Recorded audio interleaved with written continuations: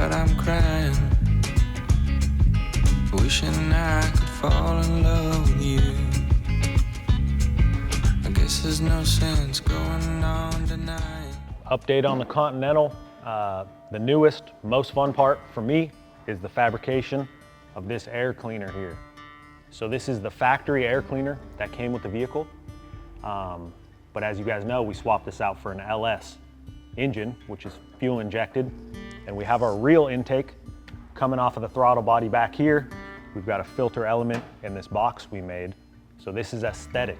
This is like a veneer. It's something Chip wanted. So you've got those custom headers we made to match the valve covers, the original valve covers. And now you have this air cleaner as well. So the whole engine compartment looks a lot more like the factory and not like we just dropped an LS in it, a modern LS, which it is. The air cleaner is original from about here to here. What we did, and I'll show you, we chopped off like half of the air cleaner and got rid of it. And then I fabricated like a custom return edge under there because it is a veneer. So I had to make a structure on the inside of this guy that bolts right to the intake manifold to keep it secure. The hood or the cover on this guy functions like it did from the factory. You just got a little bolt up there and the top comes off. But what that does, it allows you to get to the structure, unbolt it if you needed to remove the air cleaner. As far as actually factory would be about 3/4 of this guy, and the valve covers are both off of the original engine that came in the car when we got it. The headers do have a similar aesthetic and vibe to the valve covers, but they're totally custom made here in-house. So along with doing the return edge on this guy to kind of hide that manifold the best we could, Chip also wanted to add a custom inlet to drag that out a little bit further and hide more of that injected system on the engine to give you the facade or the look of an original carbureted engine with a factory air cleaner on top. If you look inside of this guy, that's kind of the structure I made to fit it to the intake manifold. I had to do some different brakes and stuff to kind of rise this piece up top. That way I could just thread that bolt right in the top instead of having to mess with anything else. It goes down to 4 points. Got some nice structure to it, so it's solid. And that's our Continental air cleaner veneer. Something that's kind of interesting. The air cleaner says on the front of the air cleaner front, and the inlet, this portion of the inlet was actually right here on the side. So I had to cut it out. I cut this section right out of here, made a custom piece, kind of shaped it, stretched it, shrunk it as I needed to fill it in so it's smooth, because he wanted this inlet on the front. So I actually moved it to the front where it matches and then patched up all the sides. So that whole unit has been shifted over. So once you remove that panel there for our little kind of air box we made, this is the actual air filter that the engine is using. So you got your throttle body out the back. We ran that pipe straight through. And like I said, functional air filter for our injected LS. And then you got your factory kind of old school air cleaner veneer up top.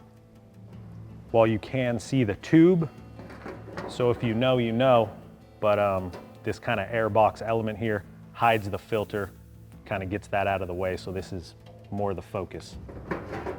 I say that in almost every video, like this is my most, the most fun for me.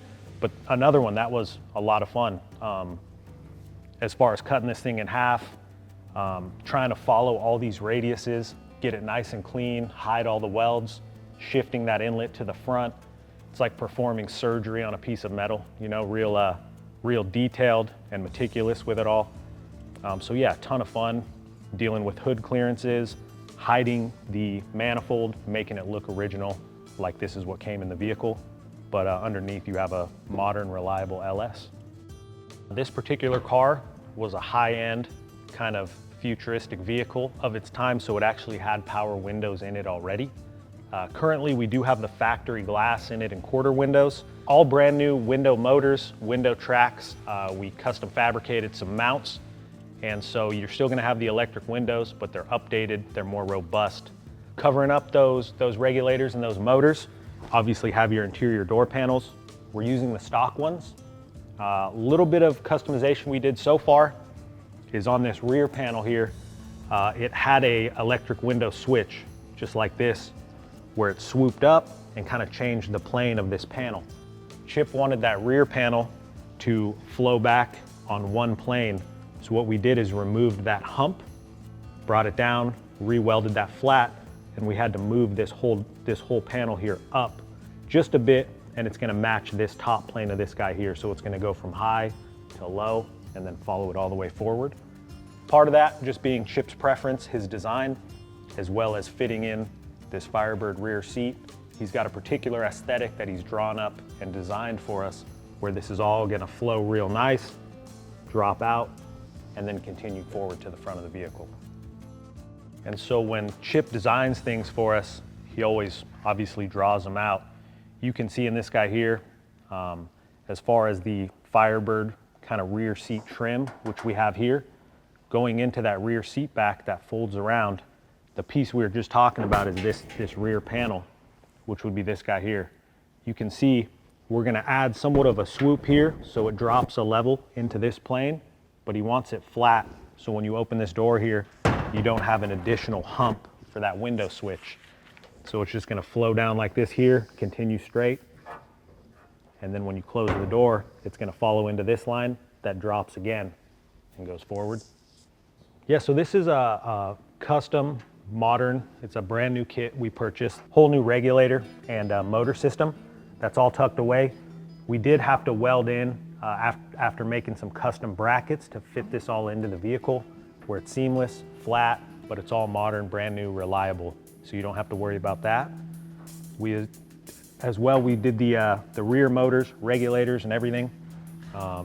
These guys were interesting because they stick out just a tad. We thought we were gonna have to modify those panels a bit more. Thankfully, when we threw that panel on that we customized, it actually clears it by a hair, so we're good there as well. Alrighty, and as you guys know, with all Chip's builds, he never does anything where it jumps out at you, whether it's the color of the vehicle, modifications. He wants things real seamless, streamlined, almost a factory look with a hint of difference. That way you know it's a Chip Foose build.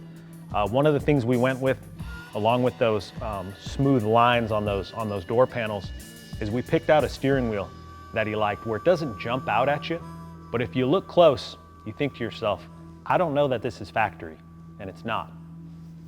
In all honesty, this is a wheel we had hanging around the shop. We needed to move the car, steer the car. We don't have the wheel yet. Chip's still designing that, so give us a break. It's just to move the car around.